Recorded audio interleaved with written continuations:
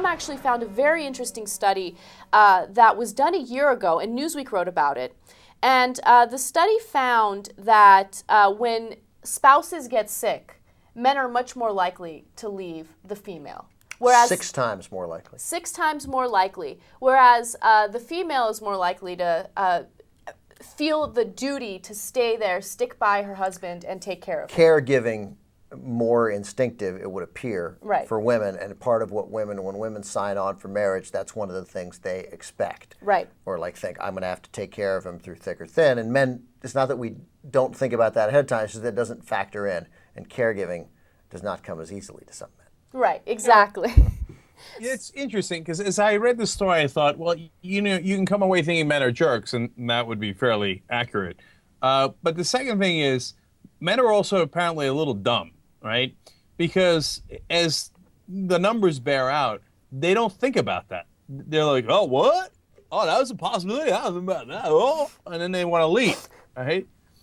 But I got to tell you, from my perspective, I don't know why, but I was obsessed with that question. Like, I thought going into a marriage, it's forever, right? I take that oath incredibly seriously. So I thought, what if something happens to her and I have to take care of her for the rest of her life? Am I willing to take that kind of risk? And I spent a long time thinking about that. I'm probably on the opposite end of the spectrum, and I'm way overthought it. But I thought that's what you got to sign on for.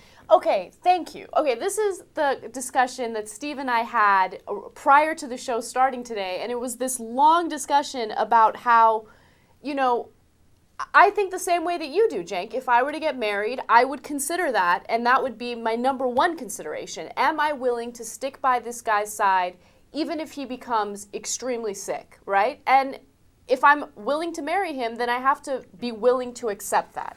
Right? If that does end up happening. These are unfair conversations because they leave out a critical element of that, and that's the change in circumstance.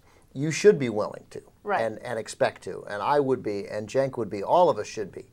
Then when it happens, the whole dynamic changes. I mean, if it happens and you have to quit your job and you can't support your kids, or you guys fight all the time and that means there's no attention given to the kid, or she has to go into a home where she'd be better served there, or she becomes, or he becomes vicious and impossible to deal with given their circumstances.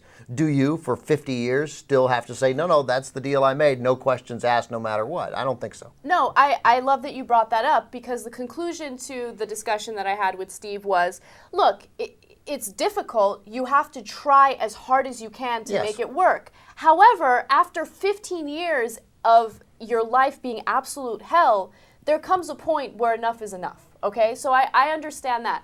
But if it's like, oh, my wife has cancer, oh, she's going through chemo, oh, she lost her hair, she's unattractive, she doesn't have sex drive, it's been a year and I can't take it anymore, so I'm going to leave her. I think that that's different.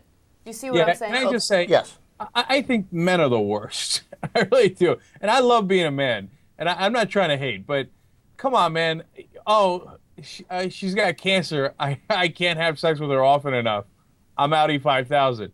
Come on, man. That's just too cold. Well, first of all, a couple of things. Way too cold. A couple of things. First of all, the overwhelming majority of men stay. Right. Hold on. And let me add one thing. With this study, the doctors, or the researchers, I should say, followed the couple for 5 years. So it was a short period of time. It's not like they followed the couple for 20 years and one spouse was insanely sick for 20 years and then in the end the man's like, I can't take it anymore and I'm leaving. It was a 5-year period of time. So it was a short period of time. There's also stuff before leaving, like, you know, because men value sex in a relationship more than women do in general. I certainly don't think that's always the case, but they value it more. They also value, I loved in this survey, not being criticized. Like, that's a thing we can document. Like, men don't like being told what to do. Right. They don't like to be nagged. Right. They don't like to be nagged.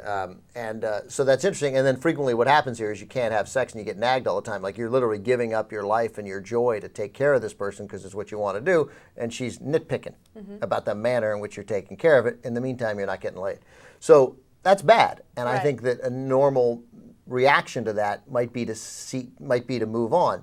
But there's a big step. Like, if you can't have sex with someone, so I mean, maybe, I don't know, is there a way to continue to take care of that person and go have sex somewhere else? Is that the kind of thing we should never talk about? Like, because the important thing is that you stay. Right. You stay, you commit, and you're involved. And if you got if you have another relationship that provides you with the other things while you still provide very material, emotional, and physical support to the person left behind, maybe that's not so bad. No, and you know what? I'm totally open to that openness, right? So if the female is undergoing cancer and chemo and all of that other terrible stuff, and she doesn't have a sex drive, and it's been maybe a couple years, and the guy is like I was thinking like a couple of weeks. But okay, I hear you.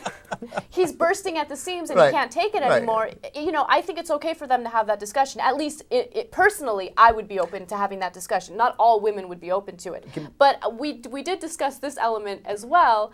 And I think that it's cowardly for the man not to have that conversation with the woman. And while she's going through treatment, to go cheat on her and, you know, have this other double life. All right, here, let me tell you my standards, okay? I always think, what if the shoe was on the other foot? Maybe that's because I'm a lib, right? And I'm trying to empathize. So I think, what if I was sick, right? And I was so sick that, you know, we can't have sex, etc. Like, let's say, assume forever, right? Would I then allow my wife to go have outside sex, right? And I think, well, to be fair, you really should. On the other hand, that's tough, man. You know, she's taking care of you, she's been great, and then every once in a while she comes back in an afternoon sweating. She's like, oh, man. Oh, that was serious. Anyways, let's get back. Anyway, back to changing your diaper. Right. That'd be tough, man. That'd be tough, but you got to let her do it. Yeah, you got to let her do it. And also, just to be clear, I was thinking about like the paraplegic case. I mean, the quadriplegic. I mean, that woman, that's a terrible situation for her, obviously, but for the fiance too. And I would give him a pass, you know. But like, if just to make so there's no mistaking what I said or what I believe, and because there's a wide swath of area here.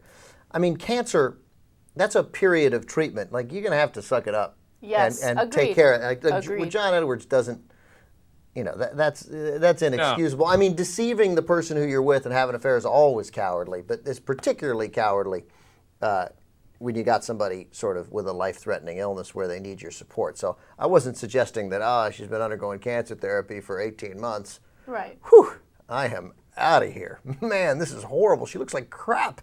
Right. You know? And to that point, first of all, everybody in the country agrees John Edwards does not get a pass. No, Jesus. Right. But again, I thought, what if the shoe was on the other foot? If I'm in a vegetative state, then I told Wendy, and I've told her right from the beginning, you got to go. You got to go. Don't waste your life. I'm already done, okay?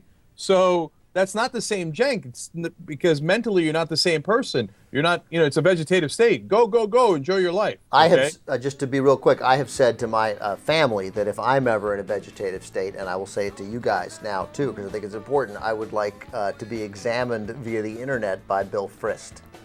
Because that's the best way to figure it out. The best way to figure it out. As we learned from the Terry Schiavo incident. But look, if I got cancer in the third week, she's making plans, and we got issues. Right. We can't do that.